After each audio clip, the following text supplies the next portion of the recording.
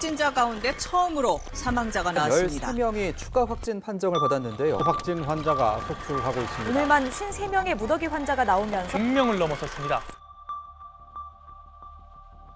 사망자가 또다시 나왔습니다. 전국적 확산이 계속되는 가운데 123명이 더 늘었습니다. 그 대남병원에서 첫 사망자가 나온 게 이제 19일 새벽 1시쯤인데 이 63세 남성이었던 이분이 국내에서는 코로나19로 숨진 첫 번째 케이스이기도 합니다. 이분이 돌아가실 때만 해도 이분이 코로나인지 몰랐어요. 사람들이 이제 당시에 하도 집단적으로 폐렴 증세를 갑자기 이제 보인 걸로 보건당국이 보고 있거든요. 한 15일 전후로. 그 두 번째 사망자는 11일, 그러니까 15일보다 훨씬 전에 처음 폐렴 증상을 보였어요.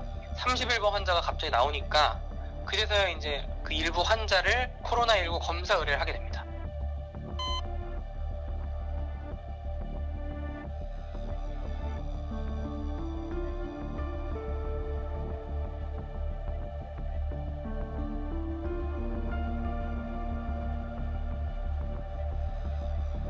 저는 저를 잊어버렸던 것 같아요. 제가 어떤 사람인지 그 바깥의 생활을 점점 잊게 되더라고요. 점점 어떻게 뱉었냐면은 내일은 나갈 거야.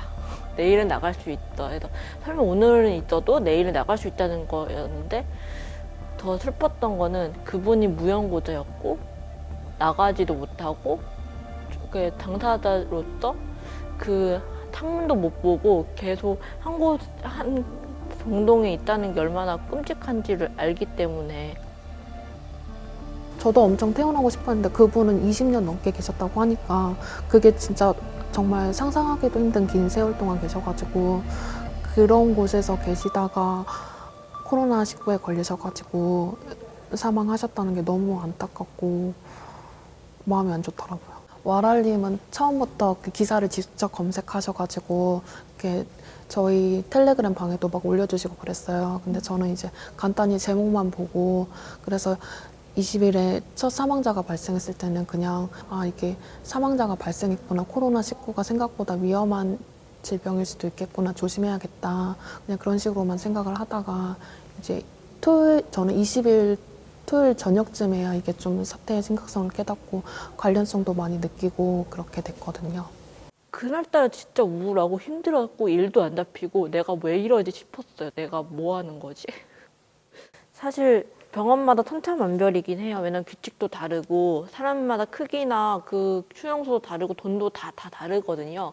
근데 폐쇄병동이 어떠냐고 일일이 질문을 했어요. 그랬더니 샤워실이 하나인데 여자 한 명, 남자 한 명 이렇게 하루 홀수 짝수 다니는데 31일하고 1일이 같이 있는 거예요. 홀수 짝수여가지고. 그래가지고 막 싸웠던 기억이 있다는 사람도 있었고 생리를 했는데 격리실에 너무 오래 있어가지고 7주일 동안 생리를 못해서 헐거웠다는 사람도 있었고 되게 충격이었던 거는 화장실에 CCTV가 있었대요. 자살 시도 하려고 자해하는 걸로 때문에 CCTV가 있다는 들었는데 자기 볼일 보는데 CCTV가 돌아가고 막 그런 얘기를 하는 거예요. 그래서 저희 병원은 진짜로 행운이었던 게 환책이 있는 병원 중 하나인데 진짜 운 나쁜 병원은 환책이 없는 병원도 있어요. 핸드폰을 거기다 쓰지를 못해요. 그래서 주말이 되면은 공중전화기로 줄이 쫙 채워져요. 그게 몇 년도예요? 2017년도. 여기도 휴대폰 못 써요? 네, 못 썼어요. 왜 못 써요? 이유도 말 안 해주고 그냥 얼른 뺏어갈까봐 초기화 시켜가지고 부모님한테 드렸어요. 약간 그때 네. 경험한 바로는 모든 걸 정신 증상으로 보기 때문에 신체적 증상이 일어나도 몰랐을 것이다라는 추측이 있어요. 제가 병원에 있을 때 물을 다친 적이 있었어요. 근데 압박붕대 달라니까 압박붕대도 안 주고 검진을 하라는 거예요. 발열 증상을 보이고 나서 한 8일 정도 있은 다음에야 코로나 진단을 받았다고 들었거든요. 거기가 명색이 병원인데 발열 같은 거는 굉장히 중요한 진단 기준이고 그걸 어떻게든 코로나19를 당장에 의심해보지 못하더라도 몸의 돌봄이 너무 소홀한 거 아닌가 싶었고요. 첫 사망자 그 조현병 환우분이 체중이 돌아가실 때 42kg 정도였다고 기사를 봤거든요. 향정신병 약물을 먹으면 보통 부작용으로 체중이 많이 증가하거든요. 그래서 저도 20대 초반에 체중보다 10에서 15kg가량 증가했고 만나 많은 정신장애인 분들이 다 체중 증가를 호소하시더라고요. 많이들 다 100%는 아니지만. 근데 그분도 조현병이라고 하셔서 이게 나고 간호사, 사감인데 그러니까 엄마한테 나가고 싶다고. 이번 병원에서는 도저히 힘들어서 한자 병원이 더럽다고 얘기하니까 엄마가 있다니 돈이 없나 봐요. 그러니까 뭐라고 할까. 반은 살고 반은 죽을 뻔했고 왔기 때문에 힘들어서 그러게요. 분노해요. 힘들게 하니까. 저는 슬픔과 분노가 거의 반씩 섞여 있는 것 같아요.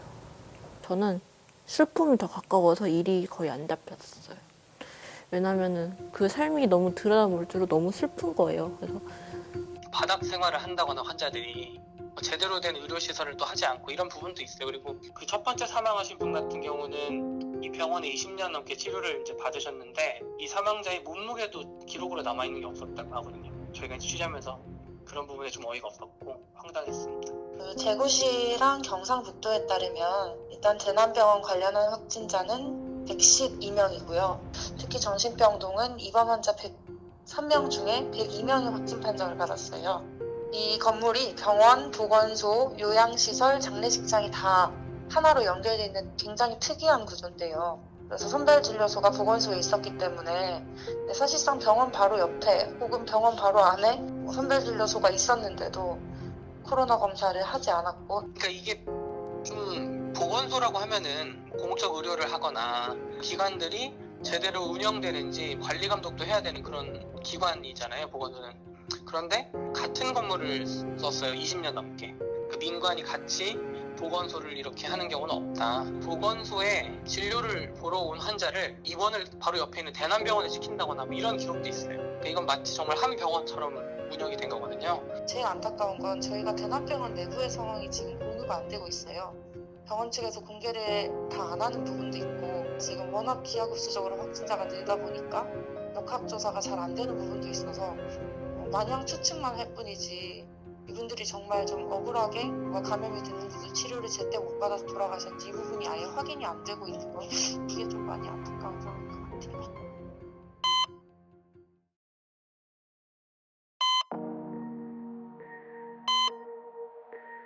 폐쇄병동 안에서는 굉장히 많은 확진자, 98%, 90% 가까이의 확진자분들이 나온 반면에 그 바깥에서의 확진자 비율은 사실은 굉장히 낮은 숫자였잖아요. 바이러스는 거의 정확히 폐쇄병동이 경계를 지켰고, 그 같은 세계 내에 살지만 뭔가 다른 세계에 사는 사람처럼 그 폐쇄병동 내에서는 전혀 다른 논리가 작동하고 전혀 다른 자유가 있고 전혀 다른 권리들이 있지 않습니까? 그렇기 때문에 이런 사건들이 다르게 작동을 했던 것 같아요.